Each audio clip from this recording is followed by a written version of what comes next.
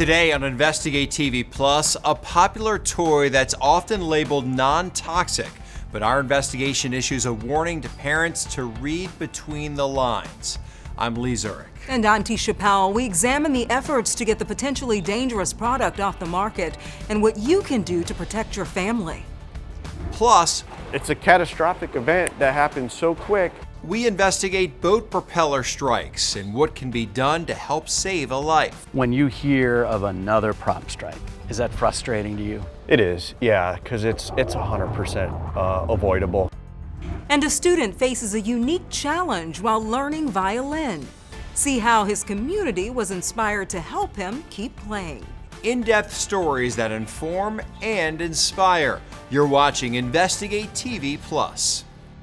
It's a tiny product sold as a toy that you might have in your house, water beads. They were used mostly for decorations and flower vases and for keeping plants hydrated. But in the last decade, they've been marketed as toys and even sensory tools for children with autism or other types of neurodivergence. Even though they are frequently sold with a non-toxic label, a government agency now says you should take caution with water beads. And an official says the phrase non-toxic doesn't get run by regulators for approval.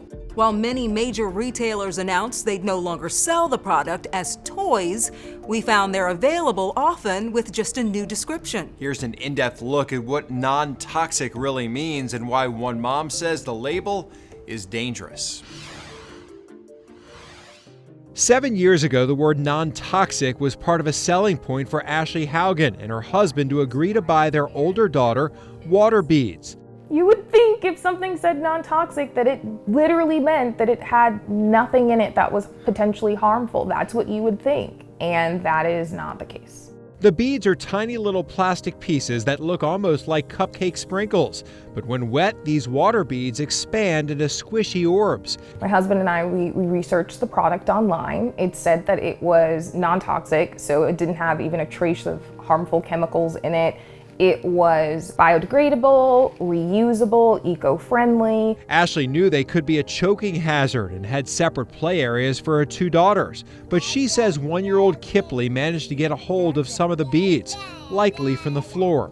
We had followed all the best advice, and yet we were sitting here in the hospital. We all just sat and prayed, and the surgeon came out and he showed us a picture and he said, "Do you know what this is?"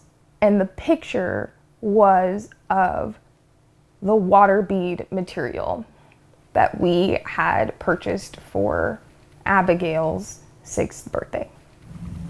You don't feel good. Kipley initially seemed to recover, but then there were new concerns. She was moving strangely and not answering to her name. The developmental pediatrician, he ruled everything else that it could possibly be out, and he diagnosed her with toxic brain encephalopathy, which is a brain injury due to exposure to chemicals. That chemical, she says, likely from the water beads, a toy Ashley thought was non-toxic. Parents have no idea.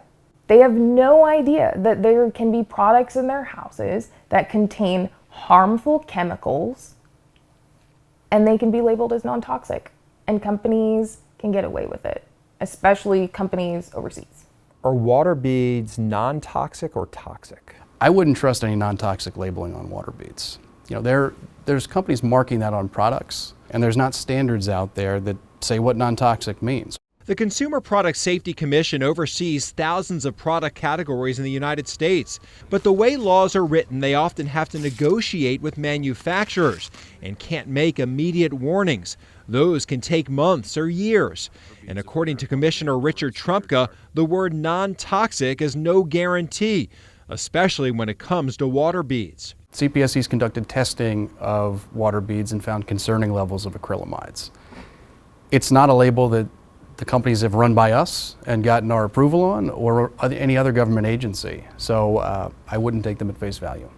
And with no pre-approval of these labels by our regulatory agency and the inability for the government to test every single product that goes to market, non-toxic has become nonsense to parents like Ashley. All of us were thinking, okay, non-toxic, it's regulated, so it should be fine. She should be fine. Our analysis of government data collected from around 100 emergency departments across the country shows that in 8 years, the number of kids going in for water bead-related injuries has been increasing.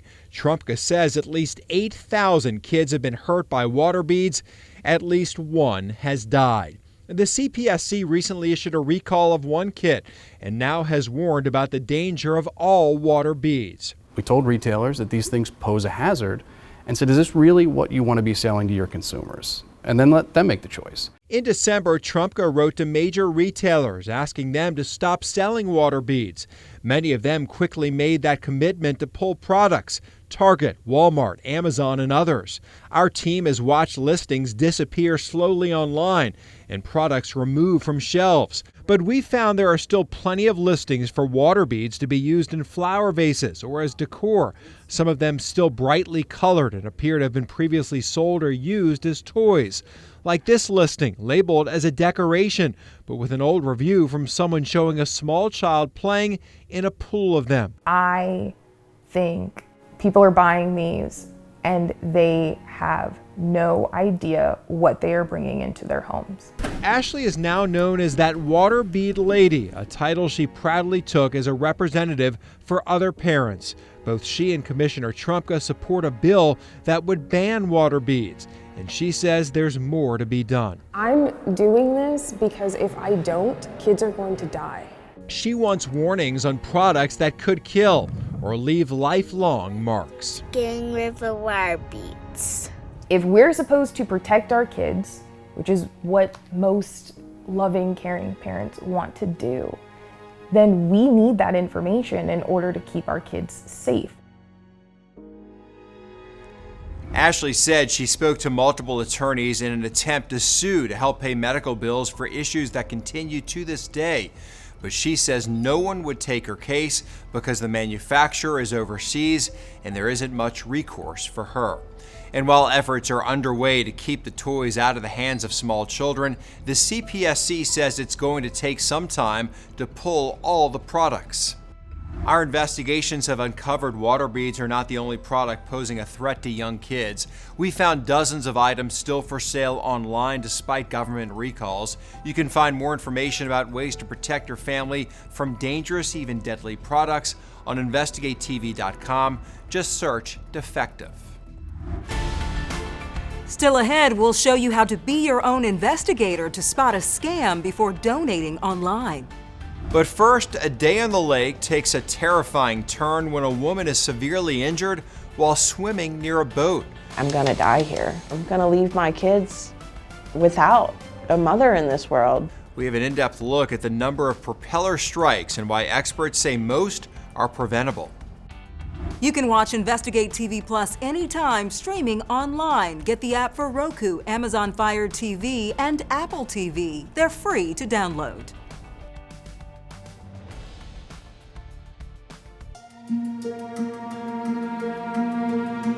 Each year, dozens of people die from a danger on lakes and rivers that sits beneath the water's surface. Boat propellers create a suction that can pull swimmers into the spinning blades in seconds. Boating experts stress these propeller strikes are preventable. The U.S. Coast Guard said in 2022, 74% of deaths occurred when the boating operator did not receive safety instructions. While not all states require it, investigative reporter Morgan Lowe shows us how it could make a difference. And we want to warn you, there are some graphic images in this story.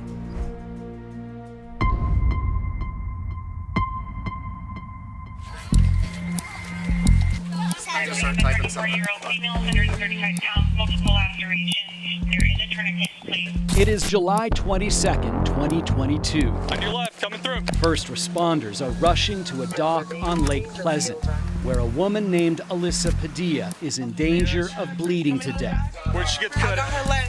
It's right here. just the whole leg right here. The whole leg? Yes. 30 minutes earlier, a boat propeller sliced through her legs, butt, and hand while she was swimming in the lake. So, Alyssa, right? Yeah. Okay, so this is gonna hurt like hell, everything we're doing, but it's gonna be all right, all right? I'm blocking it out. Okay. Tell fire to step it up. I got one of the wounds partially stuffed with gauze. The other one's got a tourniquet on it. Paramedics arrive on scene. They put her on the back of a golf cart, take her to a waiting ambulance, and finally into a medevac helicopter. I just kept thinking, I'm gonna die here. I'm gonna leave my kids without a mother in this world. Alyssa Padilla did not die that day, but she suffered traumatic injuries, a shattered leg, lacerations that required hundreds of staples and stitches, and she has permanent nerve damage that causes her to walk with a severe limp. I can't work. It's difficult to just get up in the morning. It's life-changing. I'll never be the same. I'll never be able to walk the same. The first thing that you'll hear is that it happened so fast. Maricopa County Sheriff's Detective Rob Marski is a boat incident investigator. He tells us propellers are like blenders. Even at idle speed, a propeller could spin 40 times per second. It's a catastrophic event that happens so quick, and our victims can bleed out very, very quickly. Water's 69.4 right now. All right, coming up.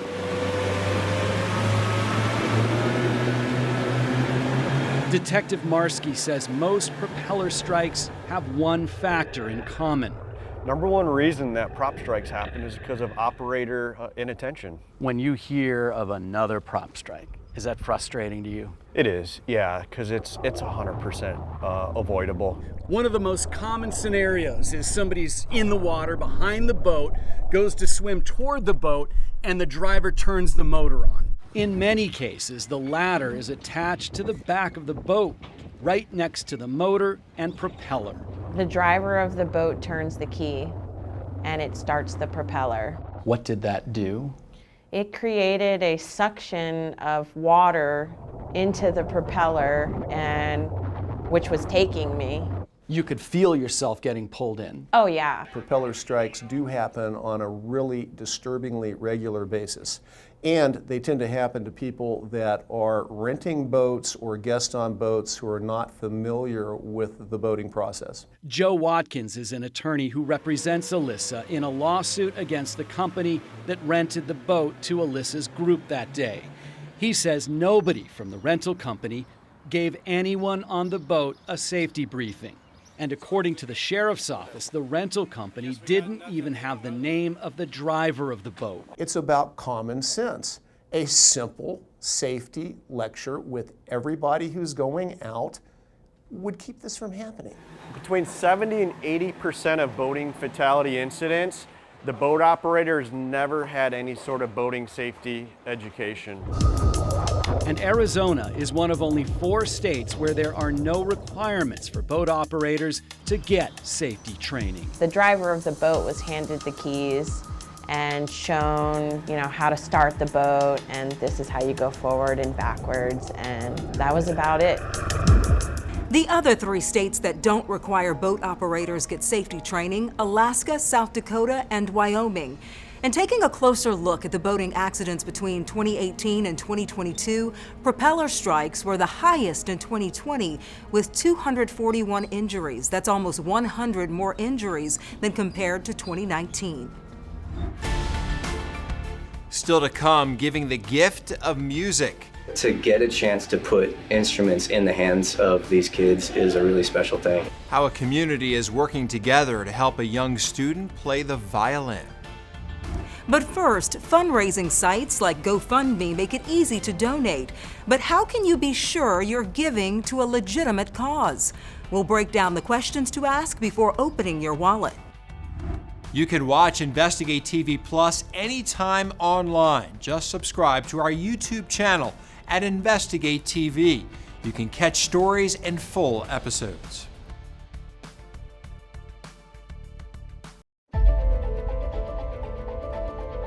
In the last decade, GoFundMe has become a widely popular fundraising platform. The company says over 1/3 of adults in the U.S. have donated using GoFundMe, and supporters worldwide have given an average of $68 every second since 2010. While a vast majority of fundraisers on the site are legitimate, it could pay to do your research before donating. Reporter Josie Sturman shows you how to be your own investigator to make sure you're giving to the correct cause. You've probably seen them all over social media, posts about fundraisers for friends and family, or maybe even friends of friends that have fallen on hard times. But how do you know this goodwill effort isn't being organized by a bad actor? In this Be Your Own Investigator, we've got some tips we'd consider before giving big on a GoFundMe campaign or on other sites just like it. First, GoFundMe says fake campaigns are very rare. The company says less than 0.1% of all of its fundraisers are fraudulent. But there are some easy ways you can check. First and foremost, look at the relationship between the person organizing the fundraiser and the recipient. If they're not giving specific details about how they're connected to the person in need, that could be a major red flag. The post should also be very clear about why money is being raised, how it will be used, and who will ultimately get the cash. If not, that's a potential problem. Many GoFundMe sites will include pictures and sometimes even video. You can throw those pics into Google Images. A reverse image search will tell you whether they've been used elsewhere and may raise some alarm bells. It's also important to check social media. Scammers often set up fake accounts and then launch GoFundMe campaigns. If the fundraiser only has a few followers or if their account is fairly new, that might give you some pause. Maybe they're not that big on social media, but look at the profiles on both sides. See if and how they're connected and check who's tagged in any posts about that page. Lastly, run down that list of donors and make sure direct family and close friends are signing up to donate and also commenting. If not, you may want to contact the fundraiser and ask some questions. Just click Contact next to their name. If they're vague or if they don't answer, you may want to keep your wallet closed so your giving spirit doesn't get wasted on a scam. With this Be Your Own Investigator, I'm Josie Sturman. If you feel you need to report a fundraiser, you can find more information how to do it at support.gofundme.com. GoFundMe also has a breakdown of donations. The company says $30 billion has been raised since 2010. $2 billion has gone to help recover from disasters, $1 billion to strengthen education, and $850 million to save animals.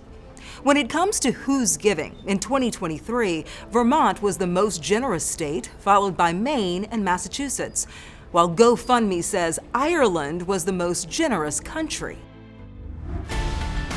Up next, a young musician lets his spirit shine through despite a unique obstacle. I'm gonna say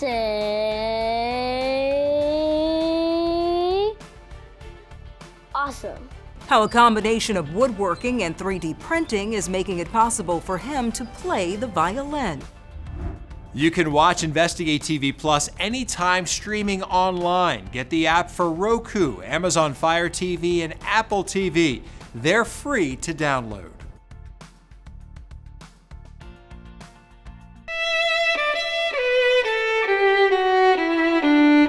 It can be difficult to learn to play the violin at a young age, but for one student in Omaha, Nebraska, making music was a serious challenge. But with determination and some help from his community, reporter John Nicely shows us how the young boy's been inspired to play on.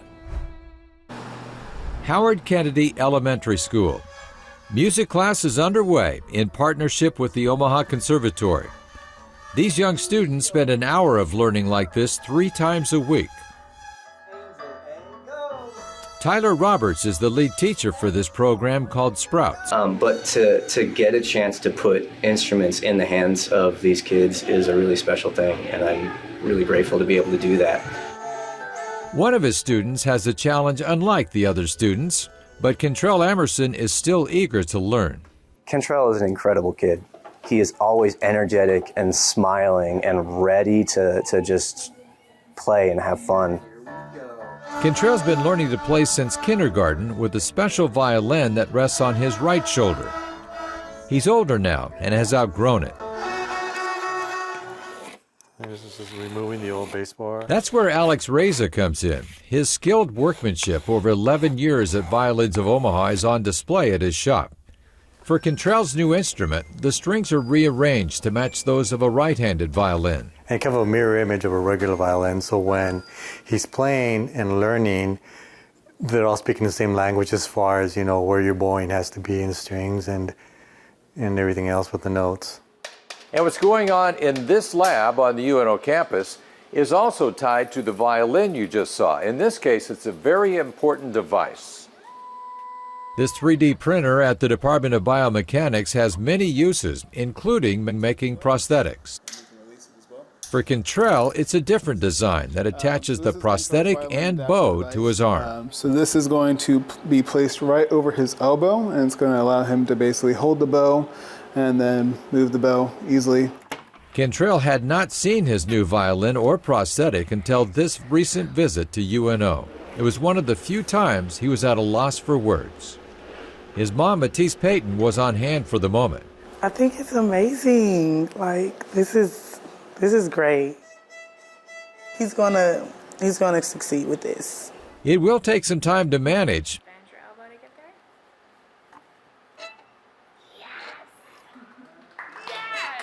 But just as before, Cantrell embraces the challenge. I'm gonna say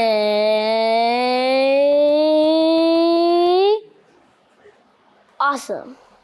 Did you see how happy he was when he got that prosthetic with the bow? I think he's going to be great. He is going to be incredible. And you saw his reaction at the end of that story. Awesome. So cool. All right, that's it for us at Investigate TV Plus. I'm Lee Zurich. And I'm Tisha Powell. Thanks for watching.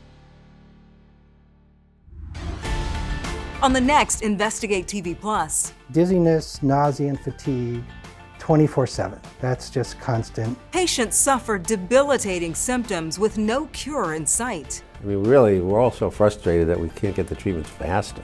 We have an in-depth look at efforts to inform a nation about a virus that's impacting millions of lives and how you might be at risk.